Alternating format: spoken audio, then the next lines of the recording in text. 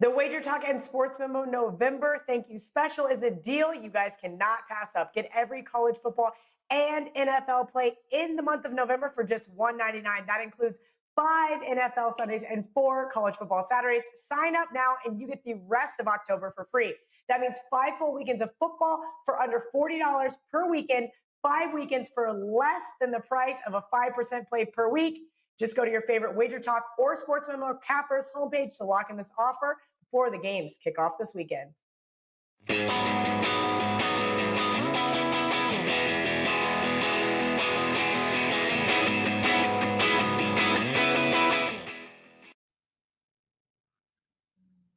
I don't have much of a voice today, but welcome to Wager Talk Today.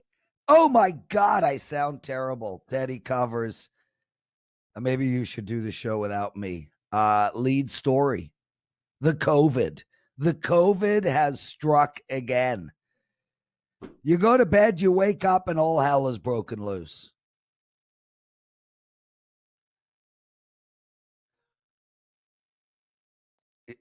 Yeah, so my voice is sore. It hurts. I was up all night last night, but at least I have volume. Teddy covers.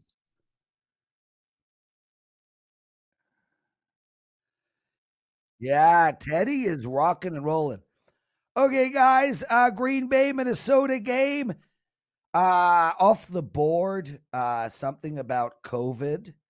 Trevor Lawrence, COVID. Teddy, no volume.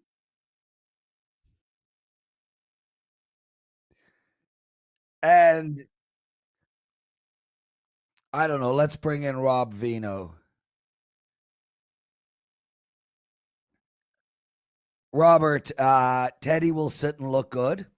He's got the lack of volume vid.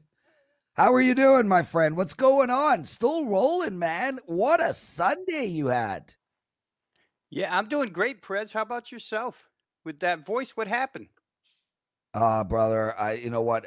We've got a lot going on, and I'm not used to a lot going on anymore. So the mind was spinning last night. I just didn't get to bed. Oh, God, I think I must have gone to bed at 6 a.m. or something. It was brutal. But anyway, a 5-0 NFL week for you last week. 26-11. Your last, I don't know how much that works, 37 plays. Way to go, dude. You're really in the zone in NFL.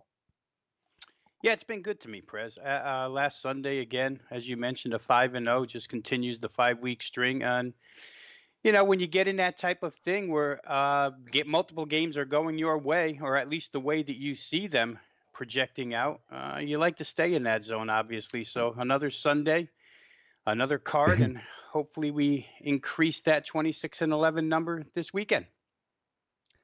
I agree, dude. No. Put it back. We got to see Teddy struggling. It might be the highlight of my day. Put it back. Put it back. Anyway, Rob, let's get straight to it. Indiana -11 against Rutgers. 54 is the total. Great game. Both teams off outstanding performance last week. One of them's going to cover and the other isn't. Which one, bro? Well, I'll start off by saying I like the Indiana side.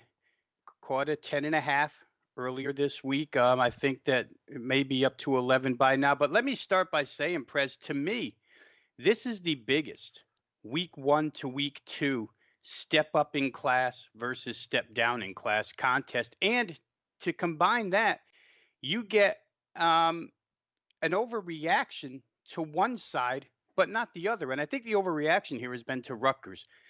The Rutgers team, let me just quickly go through why I think there's such an overreaction to Rutgers. They played a team in Michigan State, which was the furthest team behind the curve of any college football team that made a coaching change this season. Mel Tucker came in from Colorado, but not until the second week of February when Mark D'Antonio decided to step down.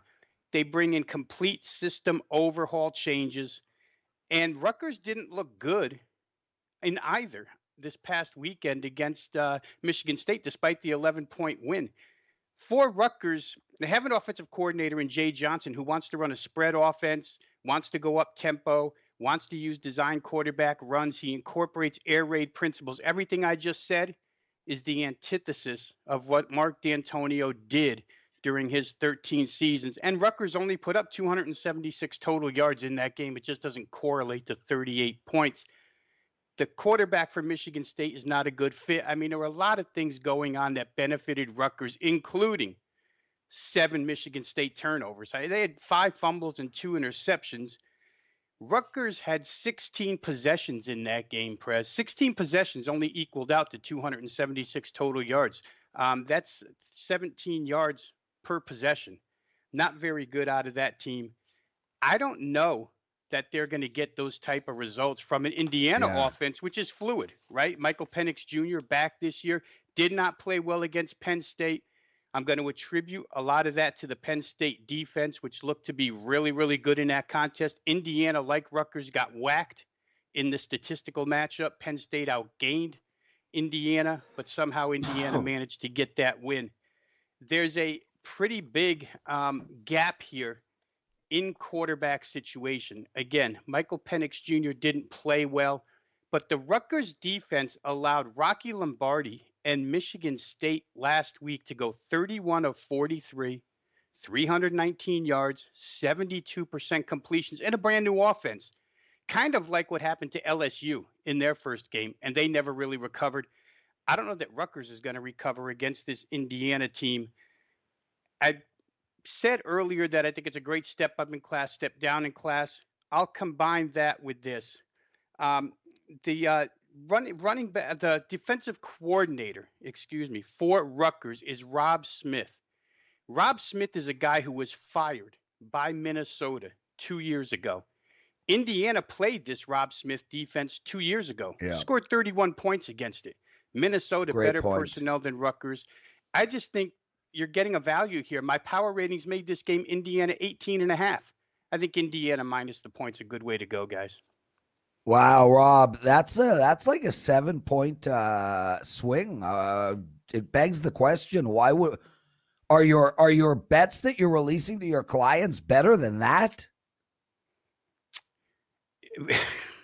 Well, let me say this first off, Prez. I never make a play based solely on power rating, especially when it's a season opening power rating. Now, I trust my numbers, obviously, but it's only a portion of the handicap. It's not the full handicap. I'm not one of those guys who says I make Indiana 18.5, run to the window, get the opener, 10K, let's go.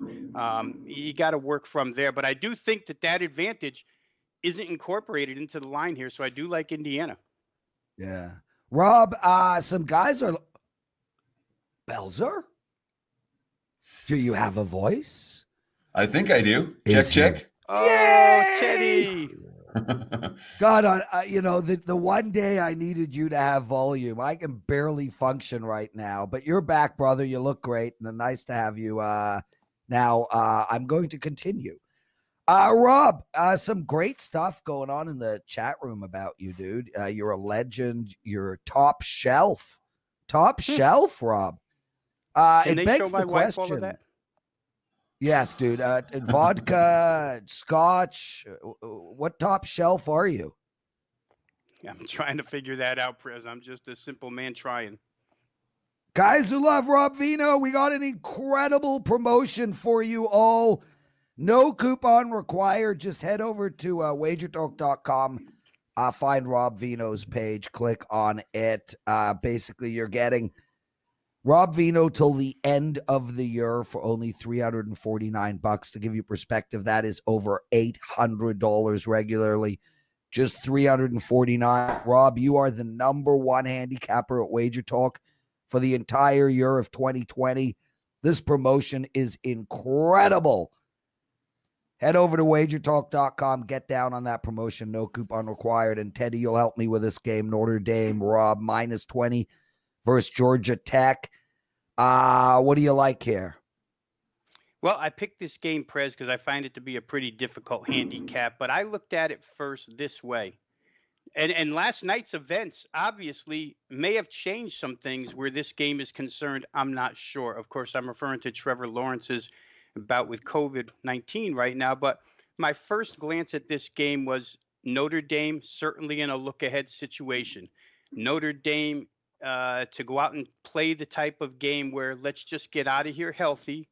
We don't want to lose any key personnel the week before Clemson, potentially run the football against a very weak Georgia Tech run defense, which gives up 199 yards per game and sits at 13th in total defense in the ACC, only 15 teams, including Notre Dame, in that conference this season. So it hasn't been good. They don't pressure the quarterback. They don't do anything well, Georgia Tech, on the defensive side, but certainly they don't defend the run. So I thought maybe Notre Dame comes in, they grind some clock, they don't show anything, and they get out of there with the win. There's a huge defensive disparity because Notre Dame's becoming an elite defense, but I want to preface that, guys, before I get questioned on it, because that list of opponents that Notre Dame has played is certainly not a list of who's who where quarterbacks are concerned. I mean, I think they've played 4 first-time quarterbacks, and the other 2 were Jordan McLeod and Malik Cunningham of Louisville, probably the best of the lot that they've played. But they played some, novice quarterbacks here as far as experience is concerned.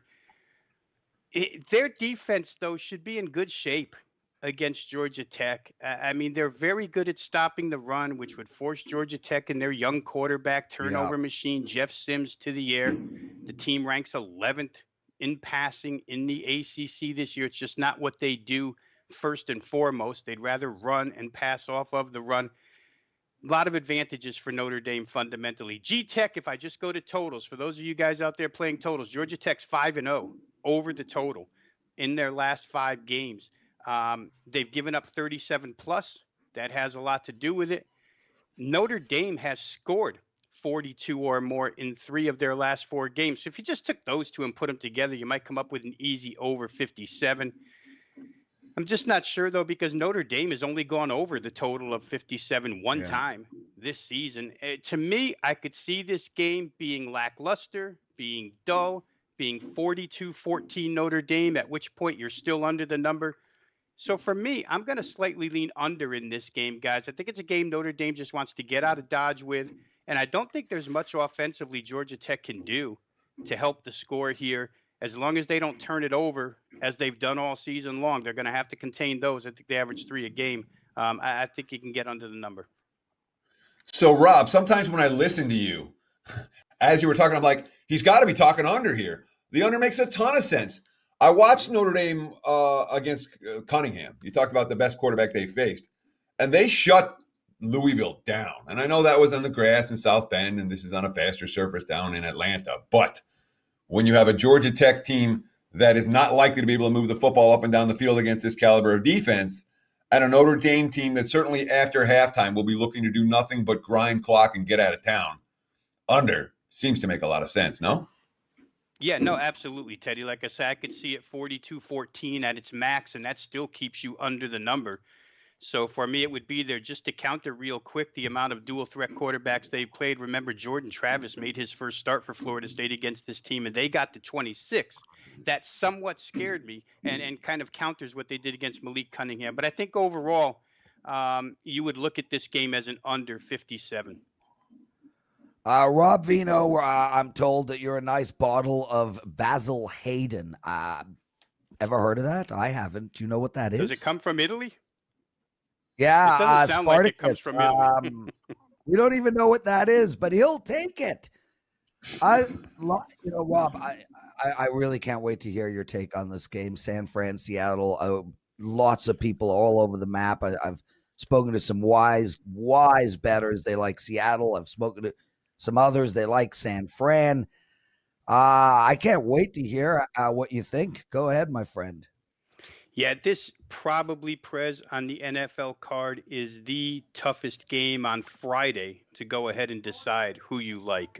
The injury situations on both sides are immense, and they're immense because they're cluster injury situations. Losing a guy in one department is one thing, losing a guy in another area is another thing. But when you're losing multiple running backs, multiple defensive backs, and I shouldn't say losing, I should say guys that are questionable or out of this game. So there's still a chance for some of these guys to play. But both of these teams, running back category, defensive back category, for San Francisco wide receiver category. We know San Francisco's been decimated across their defensive line so far this year as far as pass rush is concerned.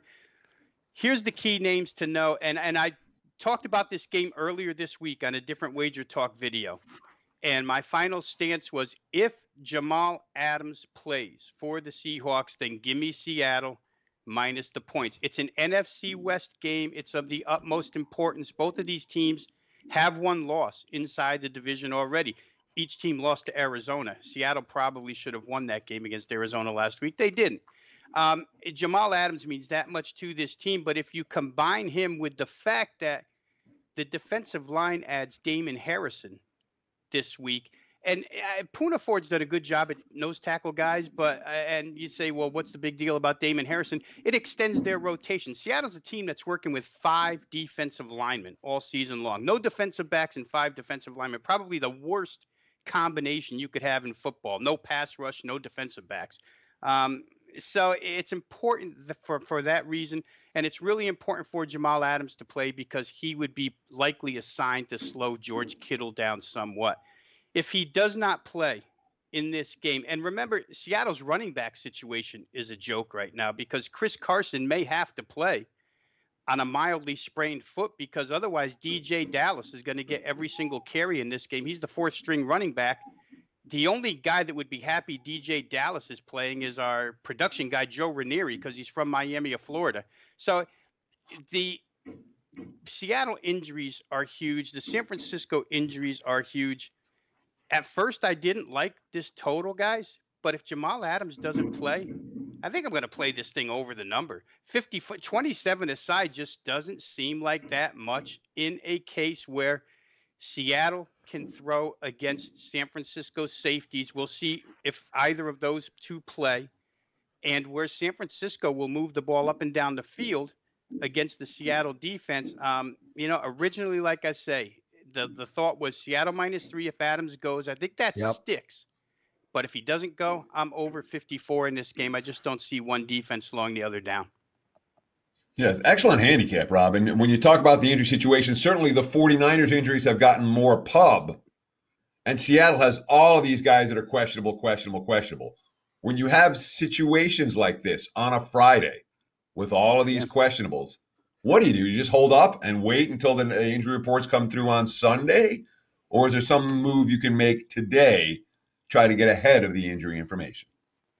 Yeah, I think that you could make a move today, Teddy, but it comes with practice, right? Everybody knows that Friday's practice is key in the NFL. If you don't practice on Friday in the NFL, 90% of the time you don't play. Coaches use that as a gauge. If you can't practice Friday, he's not playing. Maybe if you're the Monday night game, that's different. So we'll have to see. This is a West Coast game, so we've got West Coast time zone practices here. Let's see who gets on the field, who doesn't.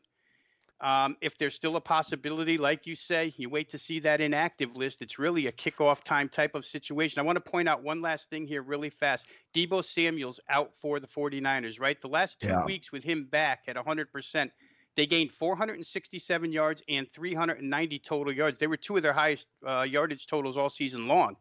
Now, without Samuel, it takes a little bit away from Jimmy Garoppolo.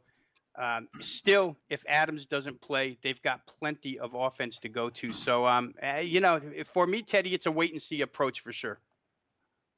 Rob, you are world class at breaking these games down. God, we absolutely love having you. It's why you sit in the big seat, bro. Friday, our most watched show by far. With us, man. And guys, remember, Rob's the number 1 handicapper. WagerTalk in 2020, over 200% return on investment. Just outstanding stuff. Head over to WagerTalk.com. Grab the rest of his year, only $349. You got the next 2 months of play, and I have no doubt you will continue rolling.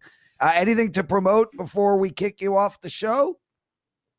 No, Prez, you did a great job of promoting me. I appreciate you today and every day. Yeah, I was like, mostly today. Yeah.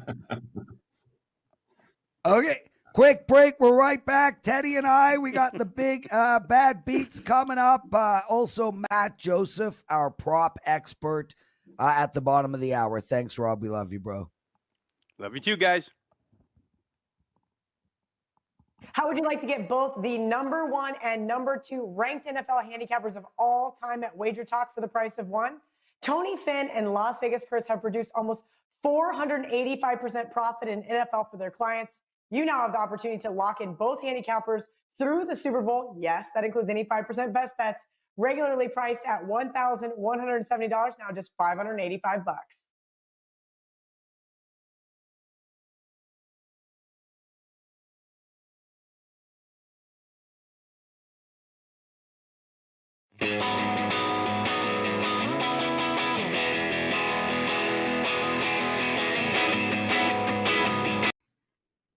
Welcome back to Wager Talk Today, Friday edition, Football Friday. We got to do a little bad beats, bad bets, and bad for the books.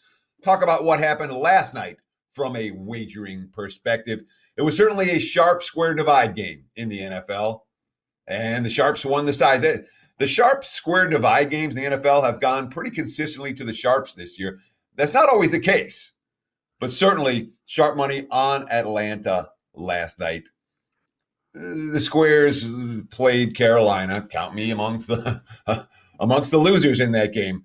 Sharps won the side. So if you were booked that catered to sharp bettors, you lost. If you were booked that catered to recreational players, you won. Both professionals and recreational bettors lined up on the over last night. That didn't get there. But the Falcons team total opened 23.5, closed 25.5, lands right in the middle. We talked about that derivative betting marketplace.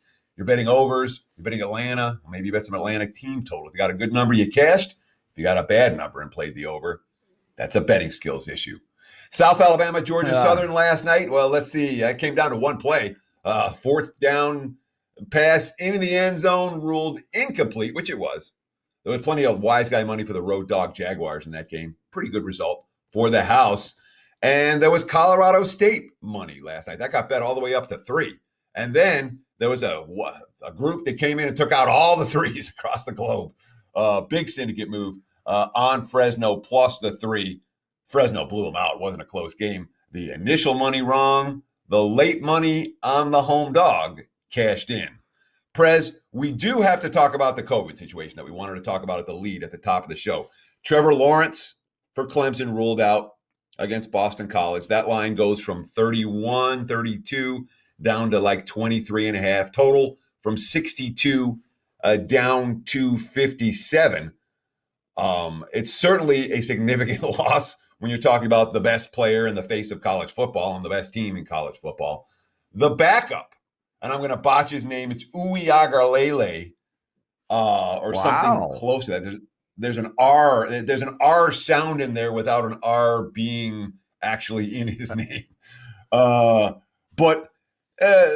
he was in the camp in the spring. In theory, this kid's going to be able to play. And we haven't seen the line crash, but when Trevor Lawrence gets COVID and then the LA Chargers shut down their facilities and then Wisconsin has an outbreak and the Wisconsin-Nebraska game gets canceled. And then this morning, the Packers-Viking games too, taken off the board, even though it's not officially canceled or postponed yet. And then you have the Broncos closing their facility this morning as well. There's an issue right now with COVID across the country, and unfortunately, football's feeling it. Yeah, and where's the line, Teddy? I mean, I think specifically with NFL, they're going to push through pretty much no matter what happens. Where's what line? Where do you start getting worried that a week will be canceled, a season will be canceled, stuff will be put on hold? I don't think that's going to happen with the NFL. You are? I'm worried. Look, what we've seen so far is that everyone continues to push through, and the NFL's been adept at rescheduling. College football's been adept at rescheduling. I'm concerned when you reach a point where it's the Chargers and the Vikings and the Broncos. We have multiple teams dealing with multiple issues. I'm concerned. I'm concerned right now. When are you concerned? Well, I'm honestly, I've taken the COVID from beginning to end, as in just wake up the next day and keep moving. I can't speculate. You know, I believe in all seriousness that we're going to be stuck in this situation for a long, long time. So to me, it's like, yeah, I saw Matt. Matt, we'll wait, Teddy. We got to talk. I'm worried, bro. Yeah, but I can't sit around and think about it. You know, it's terrible. You know, for me, I just want to get to Vegas. Like, off topic, I am absolutely freaking the hell out. You have known me for maybe close to 20 years. This must be the longest time in my life that I have not gotten to Vegas. I am jonesing, man. It's like, give me a hit, please. Yeah, I mean, and you're not alone in that. I'm sure there's a lot of people out there in the chat, in our viewing audience, who are come to Vegas on the reg, and then this year it hasn't happened the same way that it normally does. I mean, you usually come here, what, twice a year at least? Sometimes 4 times a year. Yeah. Yeah, guys, I want to thank you all for joining us. 314 of you watching the show, 64 likes.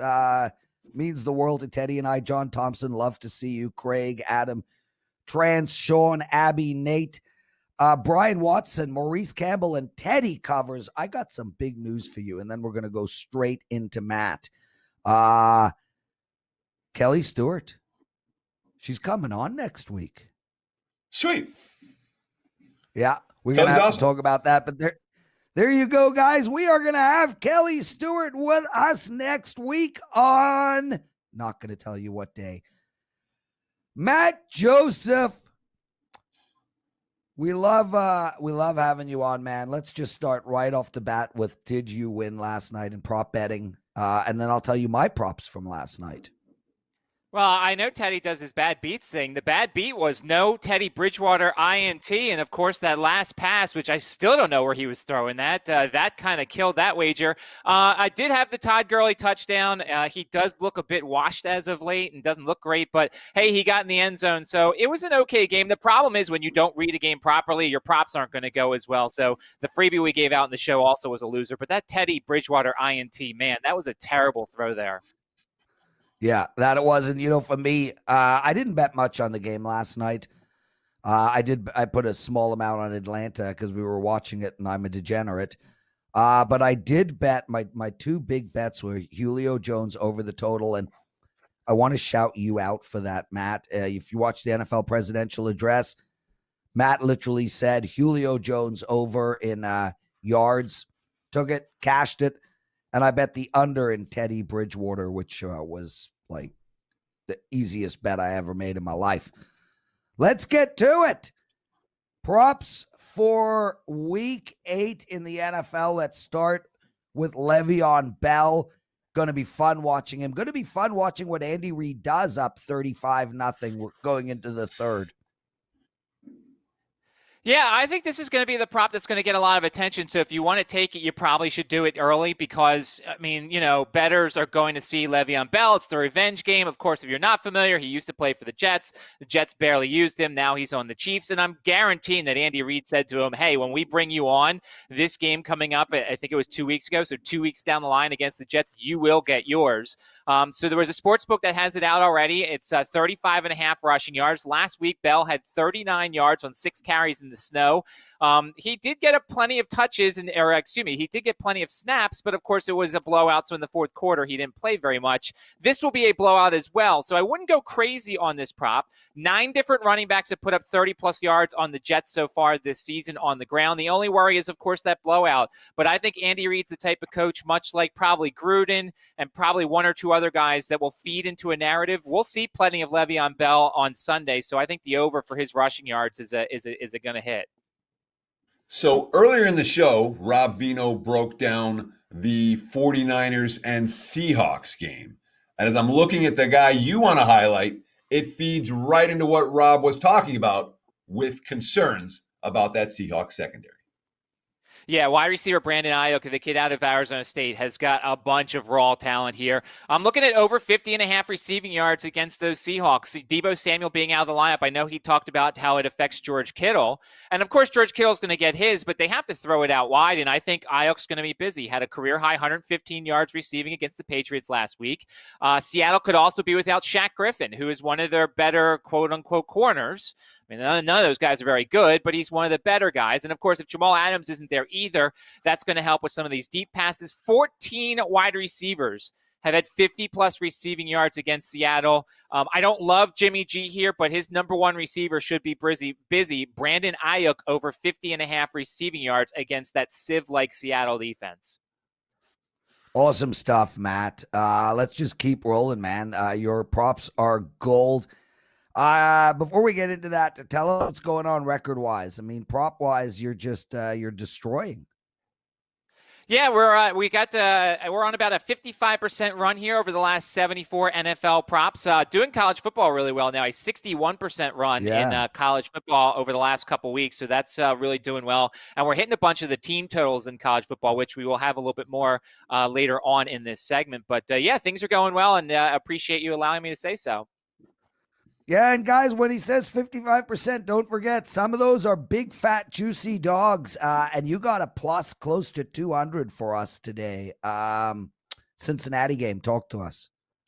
Yeah, Tennessee tight end Jonnu Smith to score a touchdown. Of course, it was plus 192 last night, and you know these things can fall a little bit, but I still think it's going to be great. Cincinnati has given up 6 touchdowns to tight ends the last 3 weeks. The last 2 weeks, Harrison Bryant, David Njoku, Jack Doyle, and Trey Burton all found pay dirt. And Harrison Bryant is a stud from Florida Atlantic. He plays for the Browns. It's not necessarily a squeaky wheel game. I didn't want to call it that. I'll say it's a feed me effort. Jonnu's had just 2 catches on 6 targets the last 2 weeks. He hasn't been complaining about it. He's not going to. But I just think, look, we're going to see wind be a factor in a lot of these games in the Midwest. So you're going to throw short passes. Jonnu Smith's one of those outlet type guys, safety valve type guy for Ryan Tannehill. He's got 5 touchdowns all season, and 18-mile-per-hour winds forecasted with bigger gusts. So the long passes in a lot of those Midwest games might not be available. I think Jonnu Smith scores a touchdown here, and plus 192 at that price. Heck, any plus price you can get on Jonnu Smith to score a touchdown, I think he does so against the Bengals, who are absolutely terrible against tight ends. So on a week with the Steelers and the Ravens, a week where the 49ers are playing the Seahawks, the one game everyone seems to want to talk about is Tua time. Miami and LA, the Rams, traveling down to face the Dolphins. We have a miscellaneous NFL prop for this one. Talk to me about the Dolphins and the Rams. Yeah, this is I'll admit it up front. This is a hunch play, but I like what I'm seeing here. I think Miami really planned this whole time to go with Tua for this week. I think they didn't care if they were 6-0. They don't care if whatever they were, clearly. But I think they said, we're going to put Tua in. We're going to spend 2 weeks because they're coming off their bye week. We're going to put together an offense for Tua, and it's going to be successful. So I think this was the plan all along. I think some people were surprised about it, but they're going to put some stuff together that the Rams just aren't going to see on tape. And I think that for first drive, and I talked about it on Wednesday on the presidential address, I just think the first drive, Miami's going to go down the field, and I think they're going to have some success.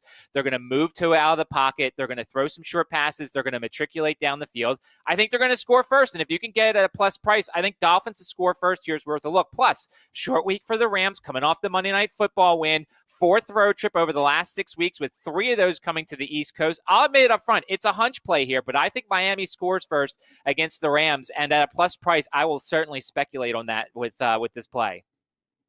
He's Matt Joseph, everybody. You can find him at sportsmemo.com. And Matt, I like all your props. That one I won't be betting. There's too many variables. The Rams might get them first, which will negate and then score, and then we didn't even get to see Tua do that. And then, of course, Tua has to go down and score. So, I'm not with you on that prop, but that's okay. Team total of the week. Are you going to tell us the Jets under again? No, I probably will end up playing the Jets under. It is 13.5. I probably will keep playing it because their offense is just abysmal. But for this week, the team total is the Las Vegas Raiders under 26.5 points. They're playing the Cleveland Browns. And once again, I'll go to the weather. 40% chance of rain, 20-mile-per-hour winds with gusts potentially of more. That takes away Derek Carr. And I just think, look, Josh Jacobs has been a massive disappointment this season. 3.4 yards per carry, just 2 rushing touchdowns. I have him on my fantasy team. I'm trying to get rid of him. He's just been a massive disappointment here. And look, I understand that Cleveland's defense has been a disappointment.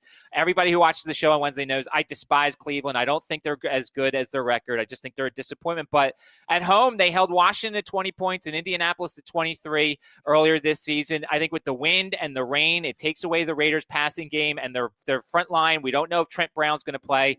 I think under 26.5 points, which I found in the sports book. And remember, the most important thing from this segment is shop around, because each book has different numbers for all of these things, and you want to get maximum value here. I found a 26.5, and I think the Raiders, all the way down to like 24.5, I just don't think the Raiders are going to be successful this week on offense. Yeah, if you'd have traded Josh Jacobs after that opening day win against Carolina, he was sky high then, but he hasn't really done a whole lot since.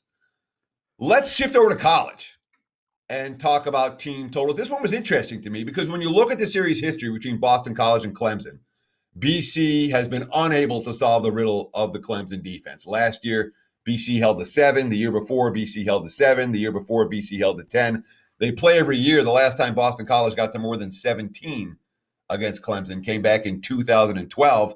And Clemson playing without their quarterback, one might think the defense likely to step up even more this week. But you say don't worry about any of that stuff. This BC offense is good enough to get to 15 against the Tigers. What's your take on Boston College team total? Yeah, this is we've gone 2-0 so far in the college team totals. First time we've gone away from the triple option team. But yeah, I think Boston College is scoring over 14.5 points, and for several reasons. One, the Clemson defense is very banged up right now. And reading a lot of the quotes, their heart and soul at linebacker, James Skalski, is out for several weeks. It's a guy that's very important to their defense. He's the guy that probably makes the calls on defense and takes care of things up front. You've got some other guys. Xavier Thomas has been in and out of the lineup. Darion Kendrick, who's going to play for this one, but is not 100%.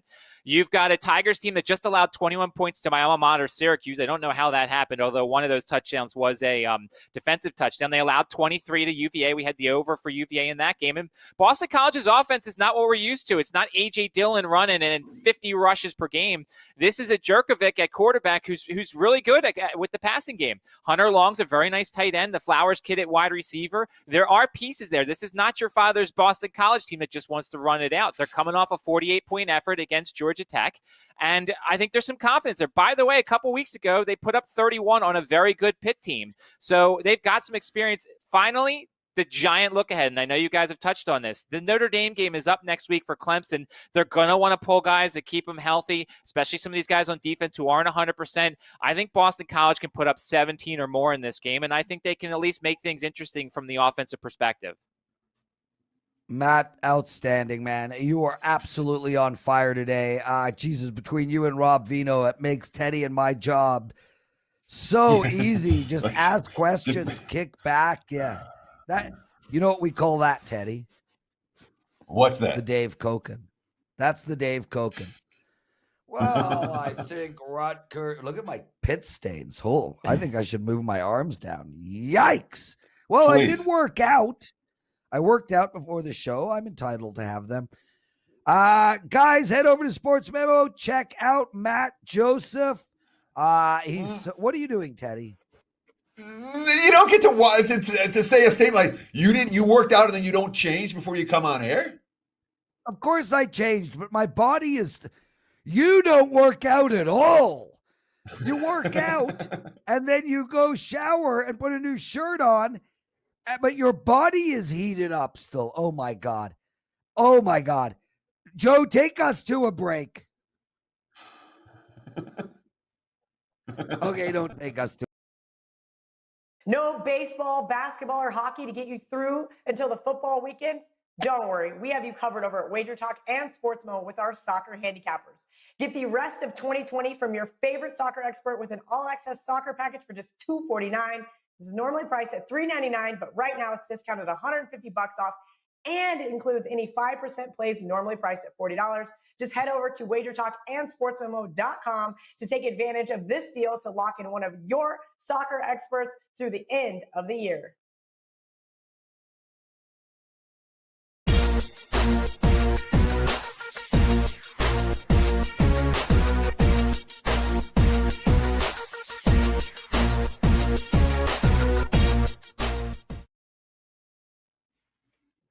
Time for big game breakdown. Let's talk some Friday night college football, Mountain West style. And yes, I will not often, but on the regular, go to Mountain West football when it comes to these big game breakdowns, especially the ones that are on TV, because it's a conference that I know fairly well.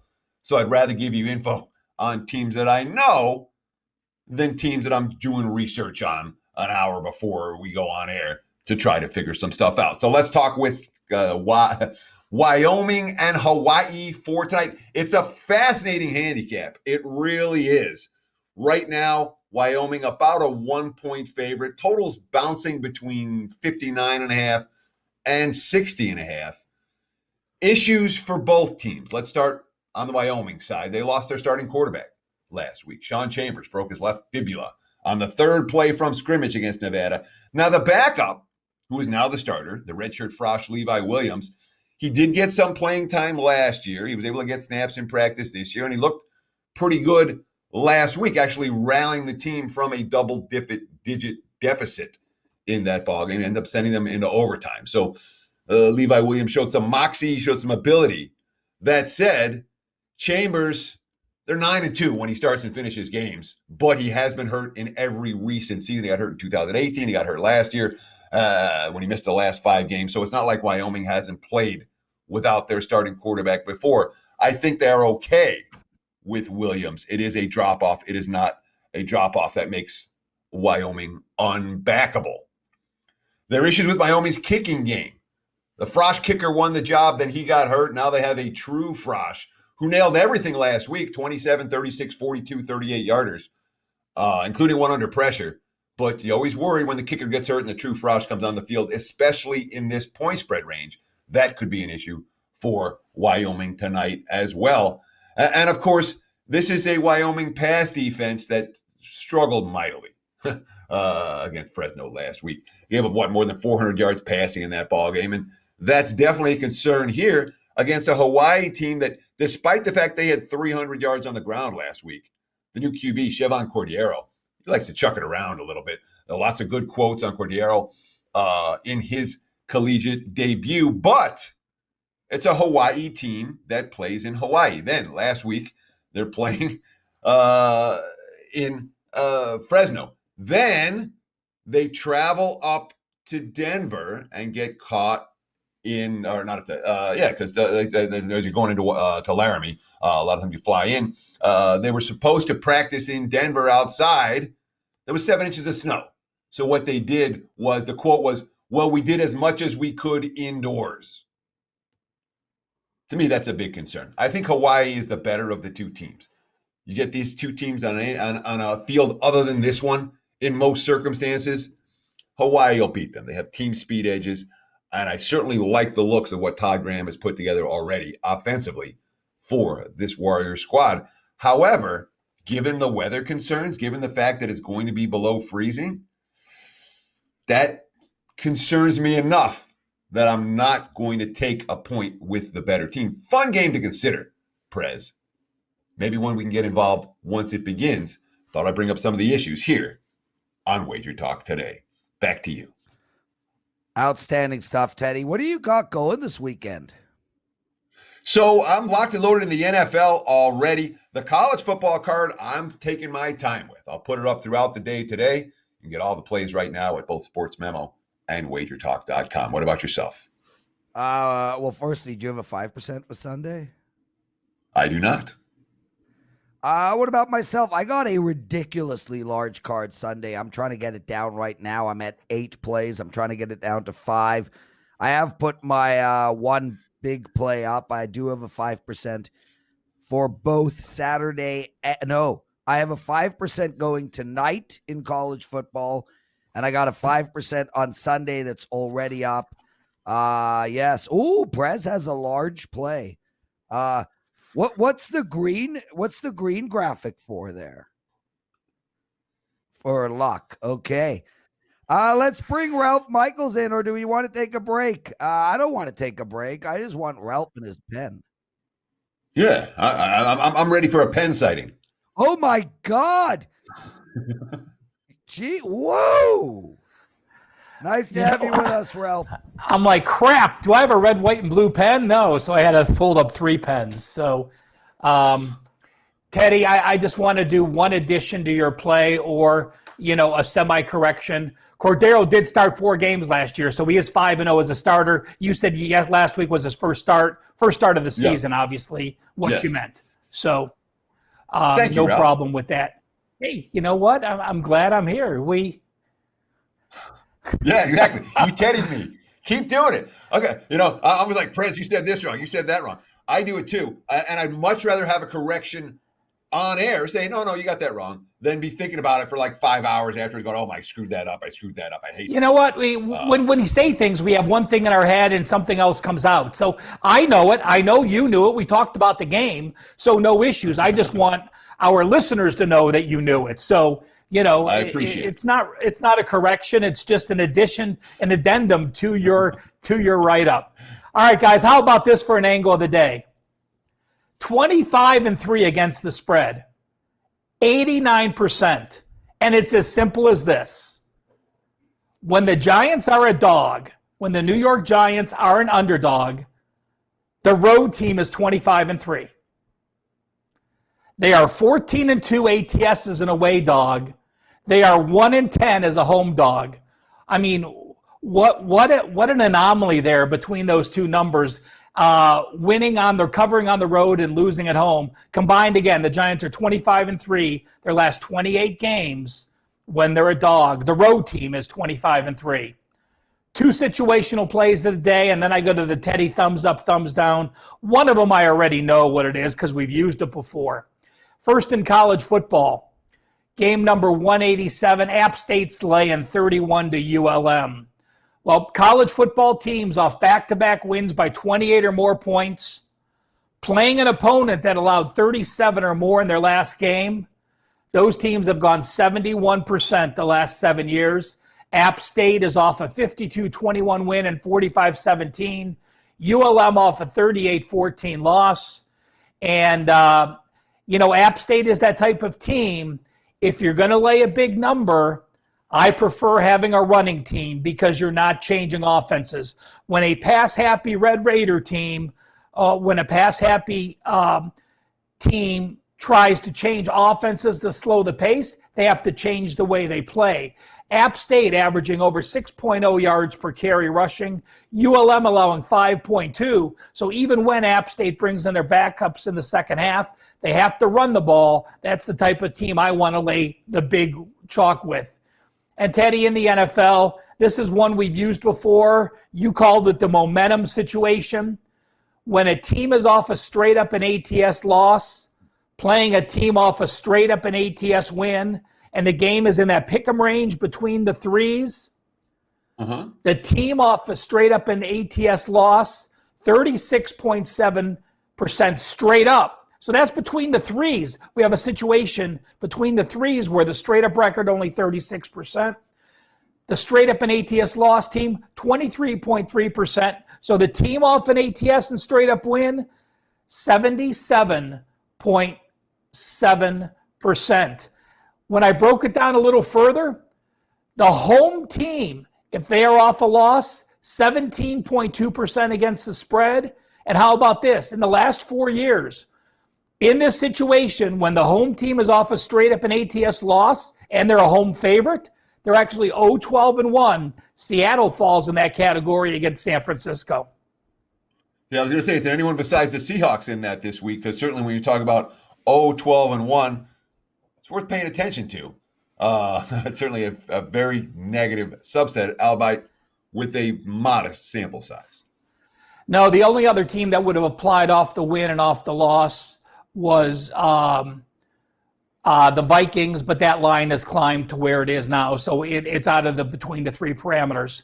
A couple days ago, Teddy, just real quick, the Vikings are off the board right now. We don't yet know if that game's going to get played. That's COVID issues for the Vikings. Yep. Yeah. A couple days ago, for those that watched on Wednesday, we talked about a team before a bye, and we found some intriguing numbers, guys. I do suggest you go back and watch the last few minutes of Wednesday's show. Hell, watch all of Wednesday's show if you didn't see it. But in the last segment, we talk about what NFL teams did before a bye. So now let's talk about after a bye. And I'm going to say this. How many times have you read, well, this team is off a bye and they're at home, so they're rested, they're healthier? NFL teams since 2015 that are off a bye and at home, 44.7%. So again, another one of those hearsay things that you think, oh yeah, sounds good, makes sense. So when you have an NFL team off a bye and they're at home, it has actually been a negative, not a positive. So here's the numbers. Home favorite after a bye, 50.8%. Home dog after a bye, 37%. But listen to these road numbers. If you are an away favorite after a bye, you have gone 57.1%. If you are an away dog after a bye, you have gone 59.2%. So home teams after a bye, 47%. Away teams after a bye, 58%. I mean, folks, that's as telling as it gets in the NFL. So you may have to change your mindset a little bit. Just a couple FYIs, those teams after a bye this week: Baltimore, Miami, Indy, and Minnesota. Obviously, Miami and Indy with the newer head coaches, so we don't have the bye records. Harbaugh has gone 3-2 his last 5 games after a bye. Zimmer has gone 1-4-1 ATS his last 6 games after a bye. And here's this note when I was going through individual coaches, Teddy. Belichick, 10-3 after a bye. I mean, I don't think anyone thinks that's funny numbers because he prepares the way he prepares. Patricia at Detroit, 3-0 ATS after a bye, the Belichick disciple. And while Vrabel didn't coach under Belichick, he played there for 8 years. Vrabel 3-0 after a bye. So the Belichick / coaching player disciples and Belichick, a combined 16-3 against the spread the week after a bye. Sure, and let's just highlight those teams again that fall into the negative and positive categories. You talked about Zimmer being bad off a bye, but with the Vikings, if the game gets played, would fall into the positive subset of a road underdog coming off a bye. And the Miami Dolphins would fall into the negative subset of the home team coming off a bye, correct? The worst, the home dog is only 37% against the spread, in that role. So Miami is clearly in the worst situation of all 4. Ralph Michaels, unbelievable, man. Jesus, like the head's exploding. That is for sure. Jason C. writes, Belichick and Reed are money off of bye week. I mean, it's funny with the New England trends. It's almost like you just want to start them over again. It's like they're the pre-Brady New England trends and the post-Brady New England trends. It'll be interesting. Go ahead, Teddy. Well, I was saying that, you're going to see New England trends for the next 20 years that have everything to do with Tom Brady and nothing to do with what's going on with the Patriots. So there may well be money to be made fading some of these Patriot trends moving forward, though we'll see what Belichick can put together. Prez, I want to give you go ahead, Ralph. I want to give you the exact example of those numbers we're talking about. New England, as a dog off a double-digit loss, 18-3 against the spread. New England, as a dog, New England ATS off a double-digit loss, 10-0 their last 10. So what Teddy's talking about is if you have an 18-3 angle off a loss, Belichick's next 3 losses might make it 18-6, which is still a 75% record. So it's still a good record, but you have to look at what the situations were when they changed. Ralph Michaels, thank you so much for joining us, man. You are awesome. I love that you came on with 5 pens today. Johnny D logged in. He's like, I'm going to make pens, sell to the customers or give away to the customers. They have to collect them all. And then he shouted out to call him after the show. So I'm delivering that message. Anyway, Prez, did you mention the special? Did you mention the special? You guys, you should not be buying Prez's play today. You should not be buying Prez's play tomorrow. You should not buying any play. If You sign up for November, $199 football, Friday and Saturday absolutely free. So no reason to pay for any plays today or tomorrow. Take advantage of the thank you special, $199 November football. Get Friday, Saturday football for free. Wow. We need him doing commercials. Forget Kelly and Minty. We need the pen. Matt Joseph, thanks for joining us. Rob Veno, you too. Teddy, loved this week. Thanks, brother. It's always great to be working with you. Joe Ranieri, outstanding stuff, getting better every day. All you listeners, thank you so much for being part of our WagerTalk family. Every time the show starts, I look for the same names, and it means the world to us. Teddy, take us home. Hey, guys. Have a great weekend. Enjoy the games and good luck. We'll be back right here on WagerTalk Today, first thing Monday morning, 9 o'clock on the left coast, noon back east. Cheers. The WagerTalk and Sports Memo November thank you special is a deal you guys cannot pass up. Get every college football and NFL play in the month of November for just $199. That includes 5 NFL Sundays and 4 college football Saturdays. Sign up now and you get the rest of October for free. That means 5 full weekends of football for under $40 per weekend, 5 weekends for less than the price of a 5% play per week. Just go to your favorite WagerTalk or Sports Memo Cappers homepage to lock in this offer before the games kick off this weekend.